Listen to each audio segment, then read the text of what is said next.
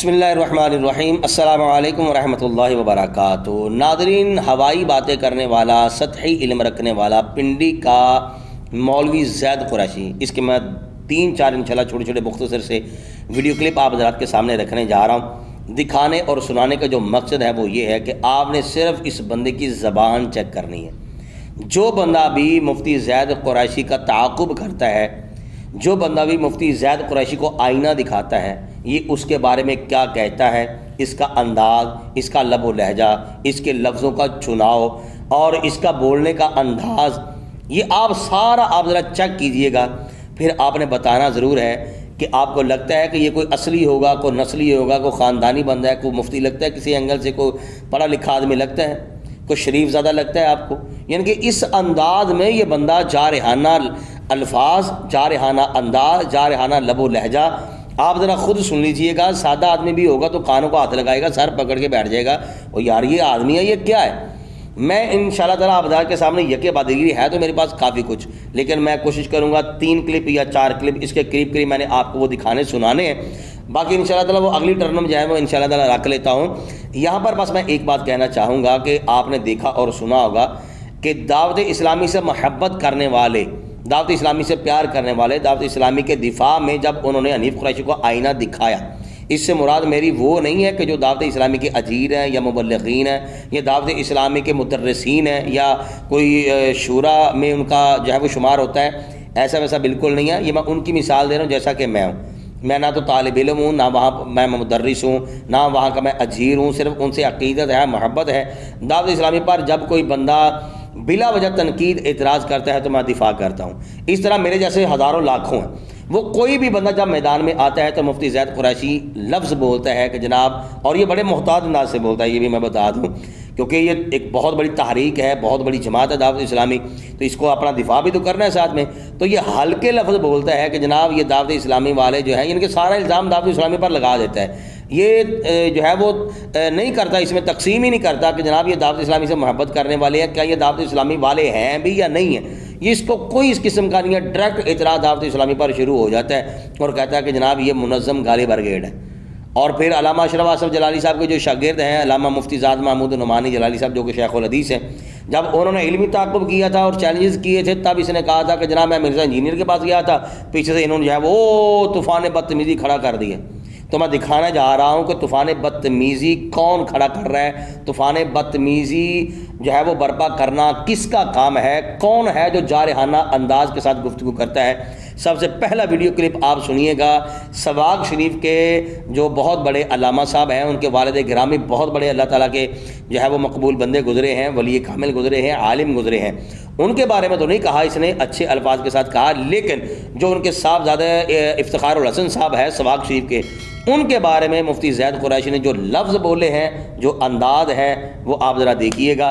फिर इसके बाद मैं इंशाल्लाह एक और वीडियो दिखाऊंगा, फिर इसके बाद इंशाल्लाह 1-2 और वीडियोस दिखाऊंगा। आखिर पर आपने कमेंट बॉक्स में अपनी राय का इज़हार ज़रूर करना। ये पहली वीडियो सुनिए आप। मैं कहता हूँ कि इफ्तिखारुल हसन, अगर तू अपने बाप का है, तू हलाल ज़्यादा है, साहबज़ादा इफ्तिखारुल हसन, अगर तू वाकई हलाल ज़्यादा है, तू अपने वालिद साहब की औलाद है, वाकई है ना, तू अगर तेरे अंदर कोई शर्म, कोई गैरत, कोई हया नाम की चीज़ है, तूने ये ऐलान किया है, तो अब अपने अगर हलाल ज़्यादा है तो अपने इस बात पे डटा रहे, और अगर तू है शरीफ ज़्यादा तो तू इस चीज़ के ऊपर आ और अब तू हलाली बन, और हलाली बन के ले जनाब, ये देख ले आप किस अंदाज में इस बंदे ने जो है वो ज़बान इस्तेमाल की है, और ये बंदा जो है वो दीन का तर्जमान बना बैठा है। नाज़रीन, एक वीडियो बयान जो है वो मैं और आप के सामने रखने जा रहा हूँ। ये सिर्फ़ और सिर्फ गालियाँ हैं, मैं आप के सामने रखने जा रहा हूँ। ये उन साहिब को ये गालियाँ निकाल रहे हैं कि जिनका नाम मुफ्ती मोहम्मद असलम साहब बंदियालवी दामद बरकातुहू मालिया, गालिबन ये यूके में होते हैं। उन्होंने भी इल्मी ताक़ुब किया था मुफ्ती ज़ैद कुरैशी का। आप नेट भरा पड़ा है, आप उठाकर देख लें, आपको कोई गाली नज़र आएगी तो मैं ज़िम्मेदार हूँ। यकीन कि उन्होंने कोई किसी किस्म की कोई गलीज़ बात नहीं की जैसे मैं बयान कर रहा हूँ, इससे भी बल्कि अच्छा अंदाज़ था उनका। और उन्होंने बस इल्मी ताक़ुब किया था, चैलेंजेस वगैरह किए थे इल्मी एतबार से। इस बंदे को इस कदर खार और चिढ़ हुई है उनसे कि ये आप ज़रा गालियाँ सुन लें, आप कानों को हाथ लगाएंगे। कई किस्म के रंग बिरंगे कुत्ते मुझे भौंकते रहते हैं, और अगर एक और ब्रिटिश कुत्ता भी इनमें शामिल हो जाता तो मेरी जात पे कोई फर्क नहीं पड़ता था। लेकिन ये बेगैरत पागल है, हम पागल नहीं है। ये खबीस है, इसको तो पता ही नहीं है। लेकिन चूंकि तू पागल है, मैं पागल नहीं हूं। सस्ती शोहरत के लिए पलीत आदमी, सस्ती शोहरत के लिए कमीने, तुम भग भग कर। उस वक्त तेरी नानी मर गई थी, दफा हो गया था, घर में घुस गया था बीवी के पास। ऐसे करते हो पलीत आदमी। तू खोती का सिर मुफ्ती है, तो तेरे सर पे पता नहीं वो इंग्लैंड के किसी वो हराम वो सुअर के बच्चे की मेरे ख्याल में खाल की बनी हुई टोपी तूने पहनी है। और मैं समझता हूं ये उसी का फैज है तेरे लिए हमारे पास, और तेरे जैसे और उन कुत्तों के लिए। किसी वजूहात की बिना पर अगर हम बोलते नहीं तो तुम क्या समझते हो कि हमें बोलना नहीं आता? हमें बोलना नहीं आता,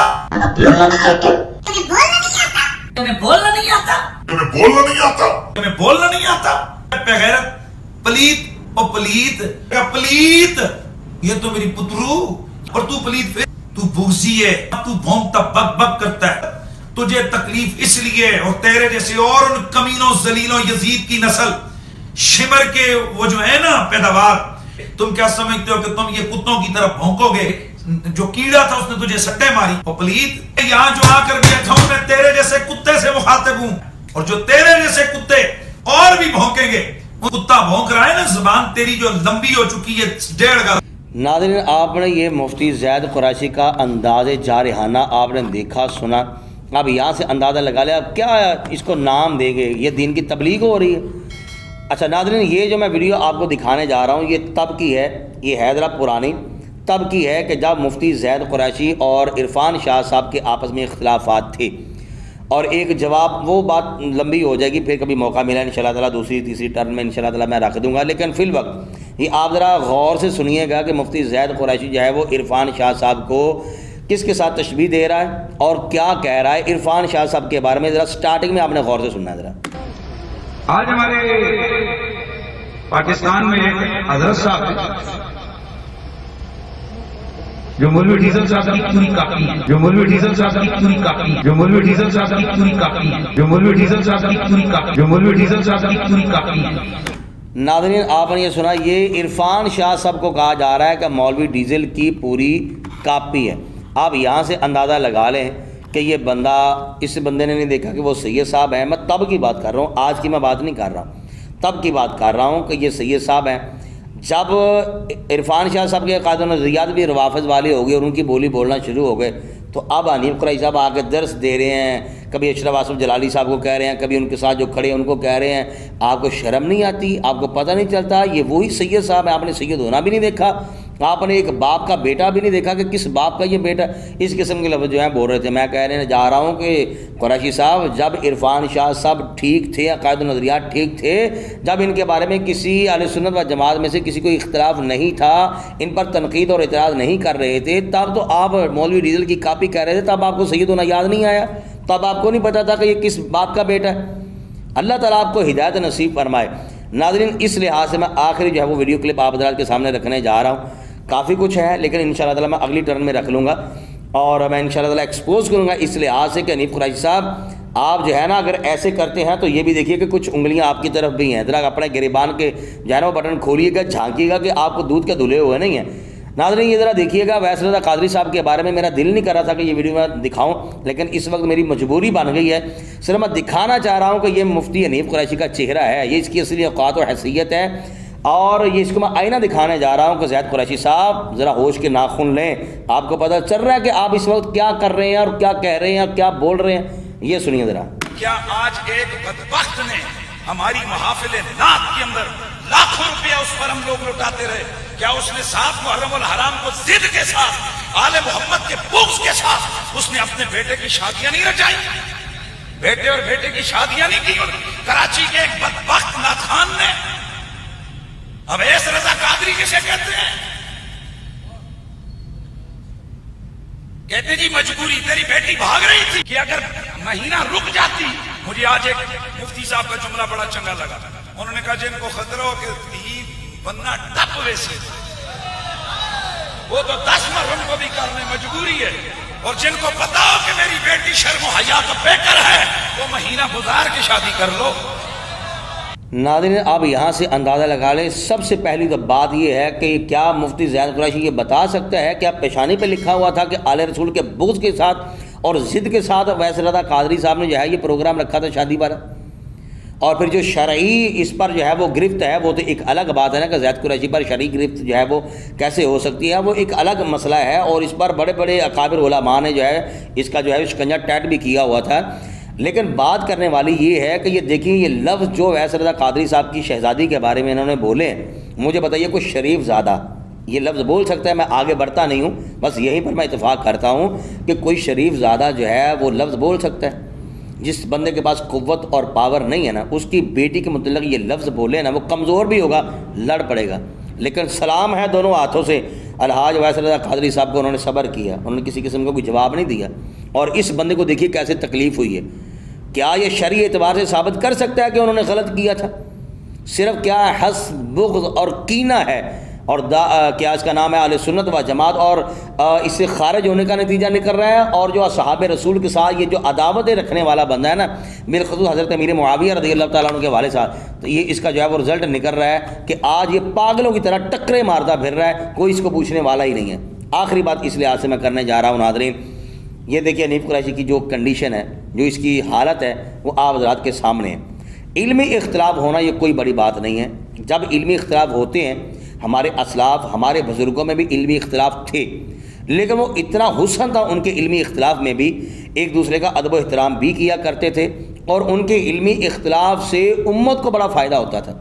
किताबों की किताबें भरी पड़ी हैं, जो तलबा पढ़ रहे हैं, असातिज़ा इकराम तो सुबहान अल्लाह, उनको तो हर चीज़ का इल्म है, ये भी जानते हैं कि इनमें इल्मी इख्तिलाफ कैसे है। उसूल शासी जो पढ़ते हैं उनको पता है कि कितना खूबसूरत जो है वो उनका आपस में जो है वो तकरार होता है। इल्मी इख्तिलाफ है, मज़ा आता है यकीन कीजिए, और बड़ी कुतुब है इल्मी इख्तिलाफ है, उनमें होता है। लेकिन इसका क्या मतलब हुआ कि किसी को गालियाँ निकालना शुरू कर देना जारहाना अंदाज के साथ। अल्लाह ताला इस बंदे को हिदायत नसीब फरमाए। अभी ये ज़िंदा है, अल्लाह करे इसको अल्लाह ताला तौबा की तौफीक नसीब फरमा दे। अगर तो तौबा मिलती है तो बड़ी अच्छी बात है, वगरना जो सूरत हाल है वो आप हज़रात के सामने है। नाज़रीन जो मैंने आप हज़रात के सामने रखा दिखाया, मैं गुजारिश करूँगा कि आप अहबाब जो है वो नीचे कमेंट बॉक्स में अपनी राय का इज़हार ज़रूर कीजिए। बहुत शुक्रिया। अस्सलामु अलैकुम व रहमतुल्लाहि व बरकातहू।